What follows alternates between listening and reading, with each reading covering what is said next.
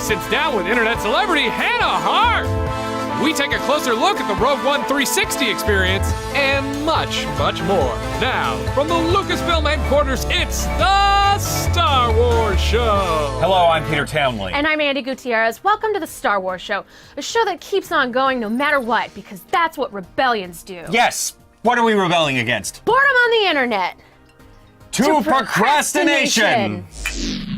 This week marks the release of the brand new Rogue One tie-in novel Catalyst by James Luceno. The novel takes place before the events of Rogue One and follows Orson Krennic's development of a superweapon, the Death Star, for the notorious Sheev Palpatine and a scientist that could be the key in its success by the name of Galen Erso. Jin's father. The book is available right now. Also announced this week, Darth Maul will be getting his own Marvel miniseries. Written by Cullen Bunn with art by Luke Ross, the story follows Maul's earlier years during his training with Darth Sidious and before his spectacular weight loss in The Phantom Menace. Because he lost his legs. And you can read it for yourself when the Darth Maul miniseries debuts in February. And for more breaking news from around the galaxy, check out StarWars.com. We'll be right back after this delicious cup of coffee. You know, Peter, everything's so cold and overcast right now. It's like we're in a fog. Yeah. You know, I might have just the thing to cheer you up. Oh? The following segment is a paid advertisement from our friends at Verizon. Antony Karboni here in Santa Monica at the Verizon Rogue One Recon 360 Experience launch event. I'm very, very excited to be here to present this to you. Due to the magic of 360 immersive video, I will finally be where I've always belonged, in the cockpit of an X-Wing.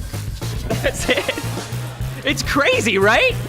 It literally, you're in another dimension. It almost scares me because I love Star Wars too much that I know that this is an actual problem. I'm in an X-Wing.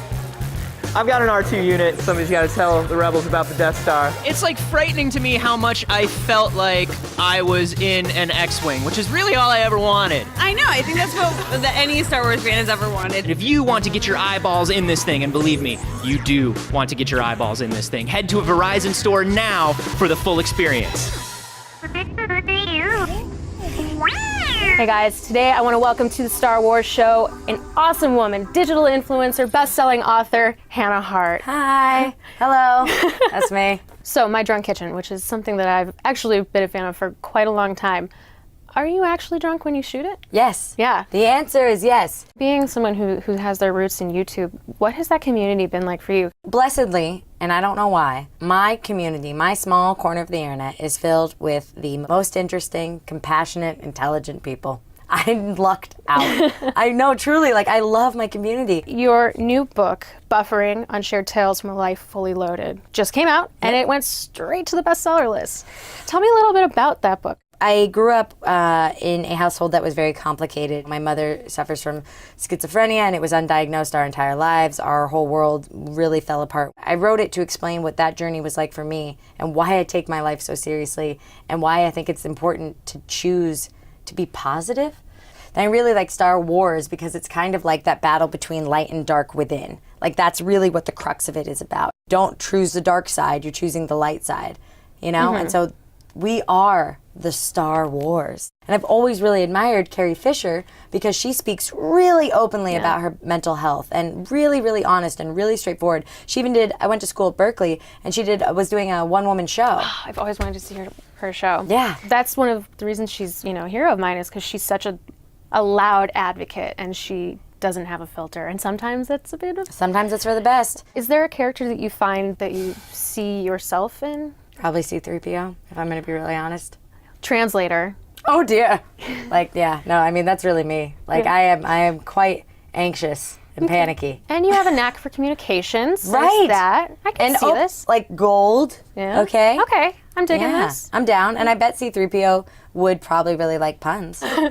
Thank you so much for coming by. It was a lot of fun, and I wish you the best of luck in the end of your year. And guys, for more Hannah Hart, go to youtube.com/myharto and find all the information about buffering. Go to bufferingbook.com. There will be more Star Wars show and Previously on Antiques Rogue Show. Yeah, it's like dubstep music. Let's see what else we got here in my pretty bag of goodies. Look at that. That is Lando cologne. Let me, ooh, smells like betrayal. That is old. It burns. I knew we should have tested that a little more. Why does it burn? You might get somewhere between 10 and 15. So, well, 15. We'll put this at 15. 15 with an asterisk. Okay, you're getting me with the Ewoks now. Yeah. This is Playful Wicket the Ewok, and it's in really good shape. 4 ounces of chocolate soap. It looked like chocolate. When I bought it, I thought it was chocolate. $5. All right, put it on the board. Check this baby out. This is from the 1985 TV series. This could bring in 100, 125 perhaps on the card. That is amazing. It's a little bent, but you could probably flatten that out even. Yeah, maybe take a, like an iron to it. Well, maybe not that, but there's other versions of flattening. This has been Steve Sansweet, everyone. Pew, pew, pew, pew, pew. That's like all the editing. ILM will do it, so. Lots of explosions. Good night.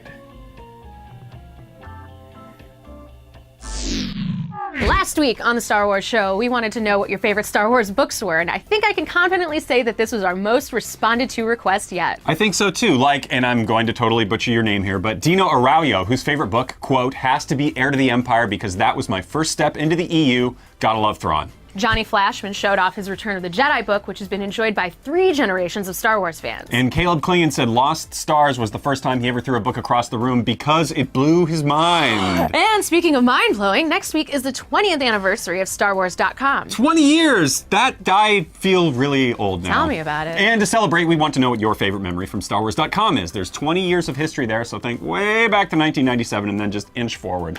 For me, I love the set diary episodes from episode 3 that Pablo spearheaded. For me, it was actually being the voice of Star Wars on social media for about 2.5 years. The voice, what does that mean? If you saw a post by Star Wars from April 2013 to January 2016, odds are I was the one that wrote it. Huh, you learn something new every day. You can send in your favorite memories to us by using the hashtag SWCOM20. Finally, be sure to check out the Star Wars After Show presented by Verizon, where I gather a panel of Lucasfilm employees to break down all the happenings in this week's episode of the Star Wars Show. Watch it this Thursday and every Thursday on youtube.com/Verizon. Thanks for watching, and may the Force be with you. With all of us, really. Yeah. It's so nice.